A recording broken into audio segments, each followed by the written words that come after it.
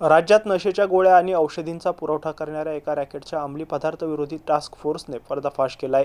विशेष म्हणजे या तस्करीचे धागेदोरे थेट गुजरातच्या सुरत शहरापर्यंत पोहोचले असून पोलिसांनी एका मुख्य एजंटसह मेडिकल चालकाला बेड्या ठोकल्या आहे। राज्यात अवैध ड्रग्ज विक्री आणि तस्करी रोखण्यासाठी स्थापन करण्यात आलेल्या अंमली पदार्थ विरोधी टास्क फोर्सच्या छत्रपती संभाजीनगर कृती विभागाने ही धडक कामगिरी केली आहे। मागील काही दिवसात छावणी आणि बेगमपुरा पोलीस ठाण्यात दाखल झालेल्या गुन्ह्यांचा तपास करत असताना पोलिसांचे पथक सुरतमध्ये दाखल झाले होते। या कारवाईत पोलिसांनी सुमारे 19,53,298 रुपयांचा मुद्देमाल जप्त केलाय। या प्रकरणी सुरत परिसरातून 2 आरोपींना अटक करण्यात आली आहे। अजमत अहमद बेग हा आरोपी रेकॉर्डवरील गुन्हेगार असून मुख्य एजंट म्हणून काम करत होता।